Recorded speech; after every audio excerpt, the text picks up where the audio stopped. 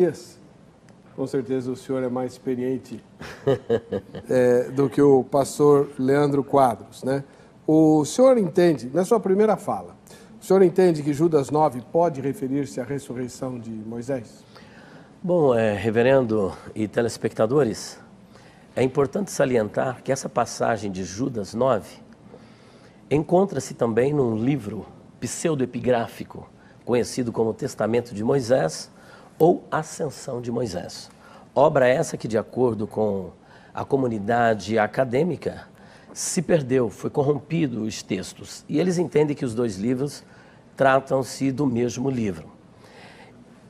Esta obra, por exemplo, de Judas, foi escrita por volta do primeiro século, mais precisamente na metade, por volta do ano 65 da era cristã, ou seja, bem no início ainda da igreja, né?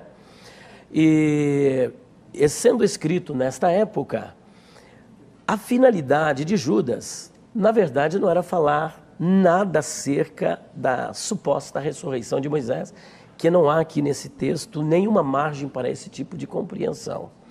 Judas está escrevendo sobre uma matéria chamada soteriologia, que nada mais é do que a doutrina da salvação, mas de repente ele se vê na necessidade de combater, pela fé que uma vez foi dada aos santos, um problema emergente na igreja, que havia alguns indivíduos com pelo menos 3 características.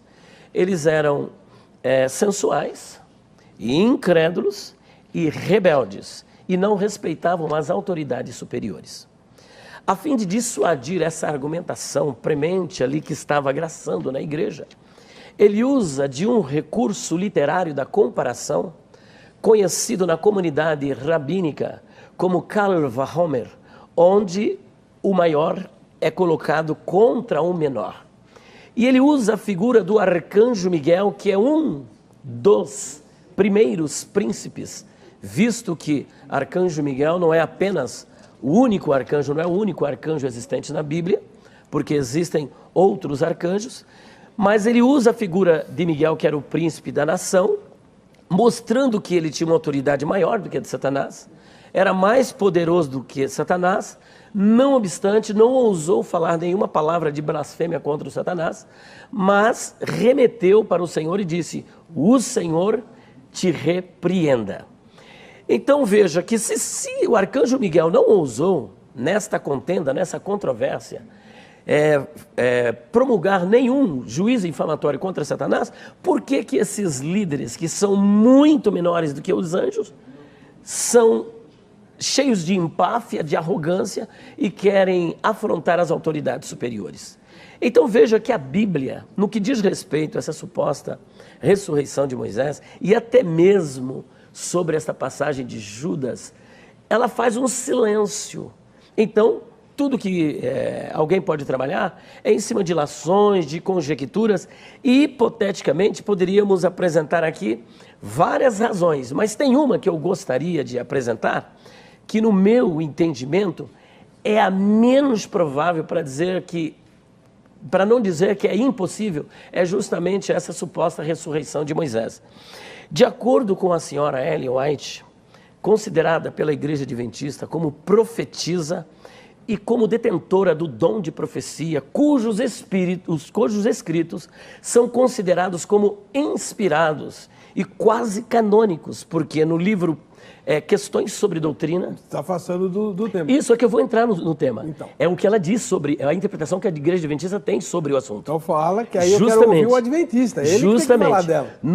Então, mas eu preciso falar porque esse tema diz respeito a isso, e a interpretação da Igreja Adventista, porque geralmente quando a gente faz um debate com o Adventista, eles dizem o seguinte: você está fazendo isso com base em fontes primárias? É justamente isso que eu estou citando, uma fonte que é da Igreja Adventista sobre a interpretação. Não falou nada ainda, né? Sim, o senhor não pediu para eu falar sobre o assunto?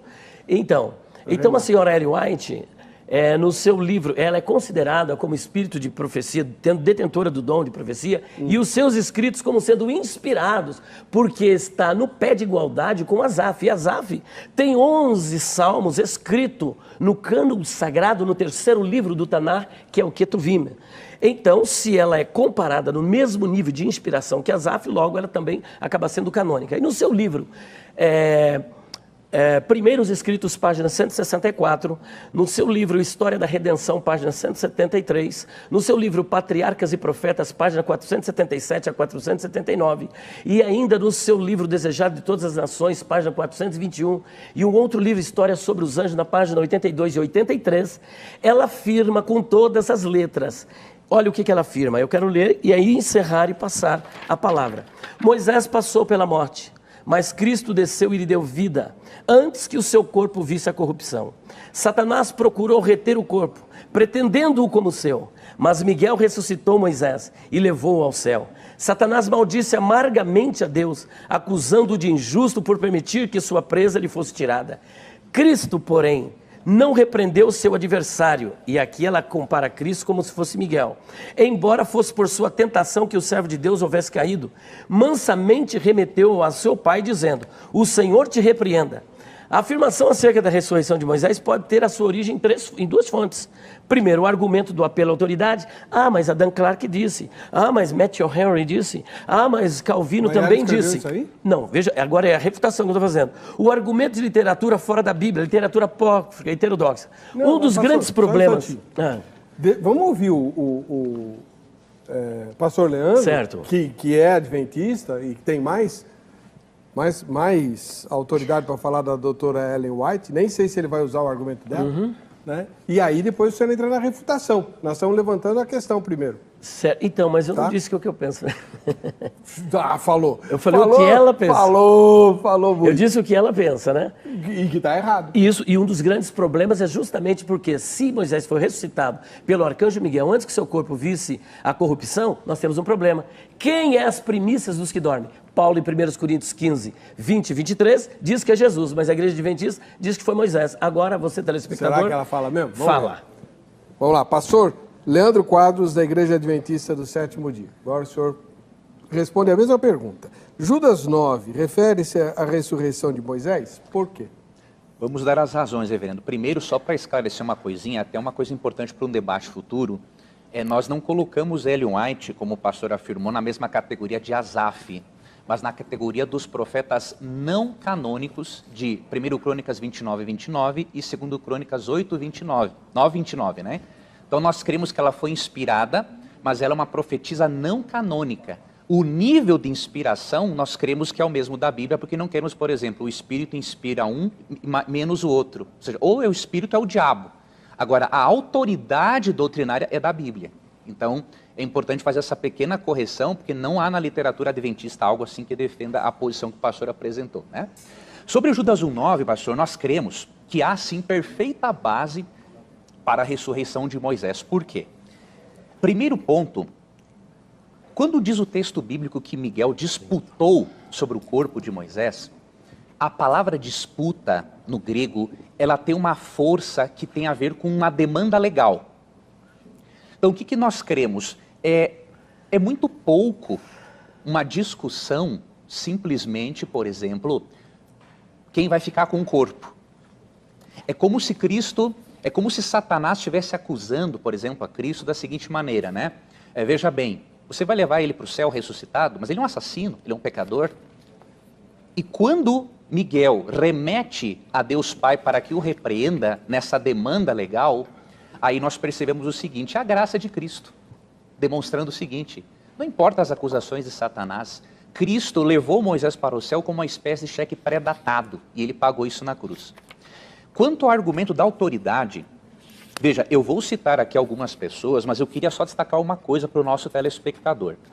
É muito importante termos em mente o seguinte, quando eu cito esses teólogos, pastor, não é para assim dizer, por exemplo, o Leandro se baseia no argumento da autoridade. Não, é para refutar uma alegação dos críticos. Eu não estou dizendo que o pastor faz isso. Mas os críticos alegam o seguinte, que Ellen White é herege. por crer na ressurreição de Moisés. Agora, o que eu acho estranho, reverendo e pastor Elias, é, por exemplo, dizer que Ellen White é herege.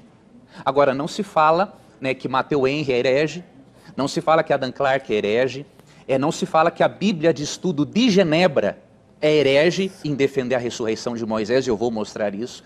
Não se fala que a Bíblia Scofield é herética por defender a ressurreição de Moisés. Então, o que eu digo para o telespectador? Não é obrigado a concordar com a ressurreição de Moisés. Agora, acusar Ellen White de heresia, sendo que outros têm crença parecida, eu já acho que é uma tendenciosidade. Certo? Todas essas referências que o senhor citou mencionam a crença na ressurreição de Moisés? Tem, reverendo. Eu até vou pegar aqui algumas citações muito interessantes. Por exemplo, começa pela Bíblia de Genebra. Vamos à Bíblia de Genebra. Olha que interessante. Lógico, aqui em Judas, ela não dá um posicionamento. Mas comentando Lucas 9, olha que interessante que a Bíblia de Genebra defende a nota de rodapé. E eu gosto muito dessa Bíblia. Até a Igreja Adventista tem a Bíblia Andrews e tudo, mas eu me apego muito a essa Bíblia de estudo. Eu gosto muito da teologia reformada também, né? Então, o que a Bíblia Genebra fala, por exemplo, do episódio de Marcos? Marcos capítulo 9 diz o seguinte: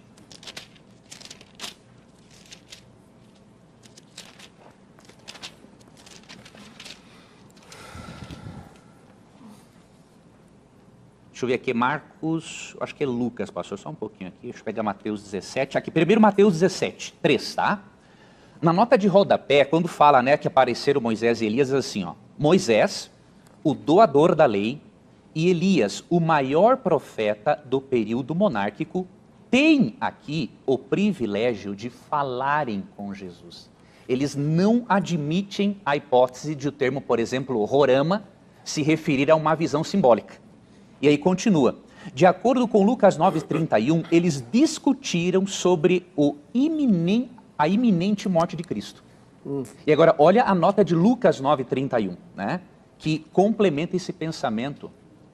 Então, como eu falei, reverendo e pastor Elias, lógico, o telespectador não é obrigado a concordar, mas não pode atribuir heresia a Ellen White, sendo que outros pensam assim também. Então, a nota sobre Lucas 9:33, né? Que fala que ao se retirarem esses de Jesus, disseram Pedro, bom estarmos aqui, vamos fazer 3 tendas. Então, o que eles comentam do fazer 3 tendas? Pedro queria prolongar essa experiência ao sugerir a construção das tendas para acomodar e possivelmente deter os visitantes celestiais. Então, Moisés não é apresentado aqui como aparecendo simplesmente com uma visão simbólica. Foi muito real isso aqui para eles. Então, esta é a Bíblia Genebra, né, que apresenta esta possível interpretação, e depois tem outras fontes